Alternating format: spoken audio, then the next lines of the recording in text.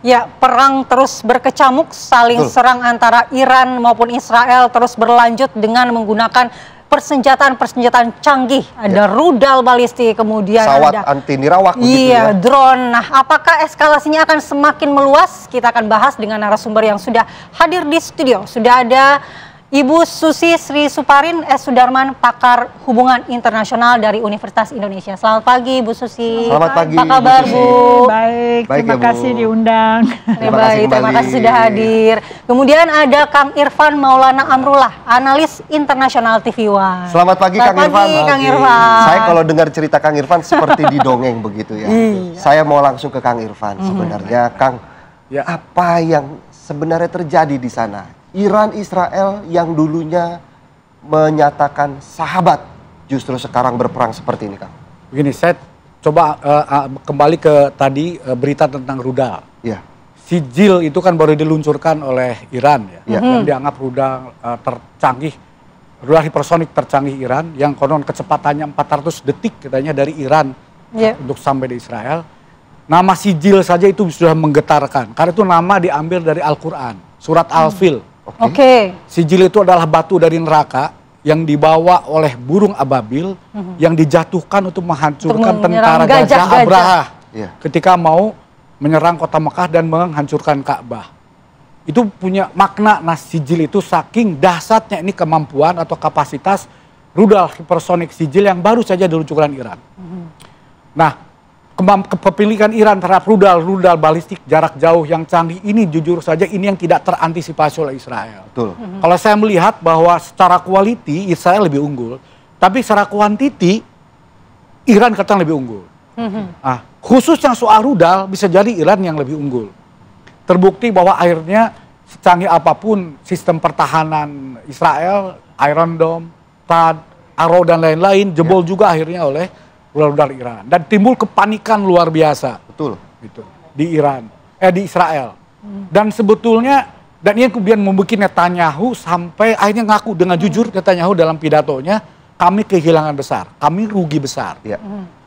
Itamar Ben Gvir itu Menteri Keamanan Israel ketika diprotes warga, dia ngaku kami tidak menyangka Iran punya rudal sebanyak ini, nggak habis-habis.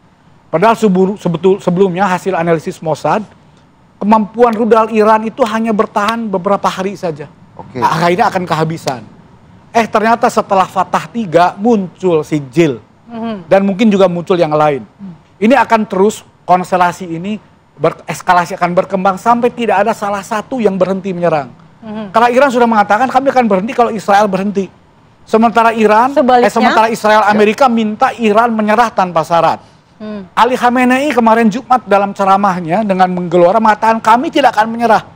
Kami akan membuat kejutan yang akan diingat selama berabad-abad. Yang akan menjadi sejarah. Akan menjadi sejarah. Lalu bagaimana dengan keterlibatan Amerika tadi kata Kang Irfan? Ini yang mengejutkan kemarin dalam KTT G7, Trump meninggalkan acara lebih cepat, pulang lebih cepat dan tidak ikut menandatangani pernyataan bersama yang meskipun itu mengutuk Iran tapi menuntut deeskalasi. Baik. Trump datang, tiba-tiba muncul ancaman segala macam dan konon sudah menggalang tim dalam war room untuk kemungkinan melakukan aksi militer membantu Israel menyerang Iran. Tapi persoalannya tidak semudah itu. Kondisi di Amerika sendiri pro kontra luar biasa terjadi. Jajak pendapat minggu lalu, publik Amerika 60% menolak keterlibatan Amerika menyerang Iran. Di pihak lain, di kalangan internal pendukung Donald Trump sendiri, termasuk di kalangan Partai Republik juga terbelah. Sebagian kubu yang kubu America First atau Make America Great Again tidak setuju.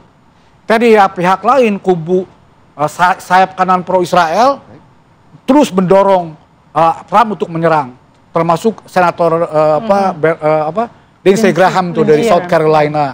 Tapi Ron Paul tidak setuju. Marjorie Taylor, Republikan, sangat loyalis Trump, menentang keras. Baik. Jadi sama Republikan, 24 anggota Kongres bipartisan mengajukan undang-undang untuk mencegah Trump melakukan perang tanpa persetujuan Kongres. Baik. Bernie Sanders dari Demokrat, senator bersama 8 senator lain juga melakukan yang sama. Yang jelas opini publik, America First, not Israel, itu muncul baliho-baliho. Jadi tekanan dalam negeri yang berikutnya, logistik. Kalau dulu ketika tahun 2003, Amerika dan Sekutu menyerang Irak, menjatuhkan Saddam Hussein, dapat dukungan dari kawasan. Negara-negara Arab, sekarang semua negara Arab, negara Islam, beri pihak Iran. Betul. Itu hari pertama ketika Muhammad bin Salman menelpon Presiden Iran, Masud Pezeshkian menyatakan Saudi Arabia dan dunia Islam berada di pihak Iran. Baik. Dari kacamata hubungan internasional, bagaimana Bu Susi melihat posisi Amerika seharusnya dengan opini publik seperti itu yang menolak keterlibatannya, bagaimana seharusnya sikap dari Amerika Serikat? Kalau dalam bahasa Inggrisnya ini adalah performative act yang mengandung kelemahan. Mereka performative dalam arti Israel melemahkan Iran untuk Amerika bisa diundang masuk, tapi ternyata performnya Iran jauh lebih unggul.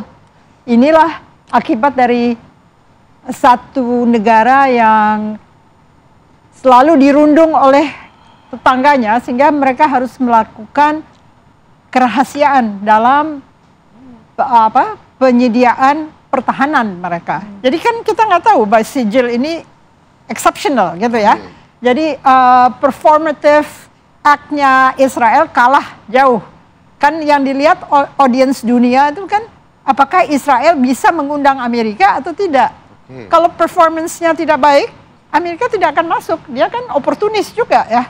Nggak mungkin dia melakukan tindakan berarti yang tidak serta-merta mendukung ya Bu ya? Betul. Karena sebetulnya insiden penyerangan pertama itu untuk melemahkan, ternyata lawannya punya performance yang lebih bagus. Jadi audiens dunia juga mungkin terheran-heran dan akhirnya Donald Trump juga ragu-ragu. Ya, saya sudah memutuskan tapi saya melihat lagi apakah Iran akan mengundurkan diri dan kalah dalam negosiasi dan mau menyerah kalah, atau kami akan masuk. Padahal itu semacam performance yang bersifat bullying ya, perundungan terhadap Iran, agar mereka rada ragu-ragu apakah Amerika akan menggunakan bunker buster bombs.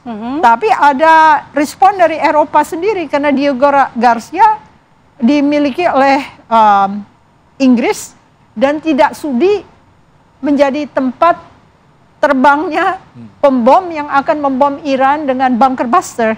Jadi di sini kelihatan pertemuan di Geneva ini akan mendeeskalasi kurang lebih, karena E3 kan Inggris, Jerman, dan Perancis itu akan bertemu dengan Menlu Iran. Jadi saya pikir mungkin ada upaya-upaya deeskalasi, jadi kemungkinan kalau seluruh dunia sepakat mungkin akan mereda dengan cara-cara tertentu ya. Tapi apakah kemungkinan juga dalam waktu dekat meredanya perang ini atau seperti apa, Bu Susi? Ukraine lama ya. Iya betul. Kita pikir sebentar tapi lama.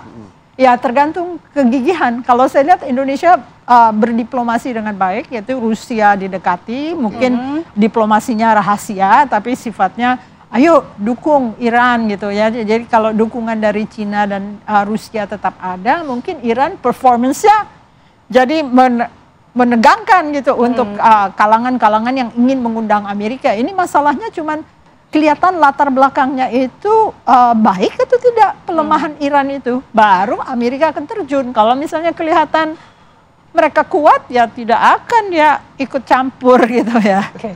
Bagaimana posisi dari negara-negara Arab lainnya tentang konflik ini kita akan bahas, namun kita jeda terlebih dahulu. Usai jeda kita kembali di Apa Kabar Indonesia Pagi.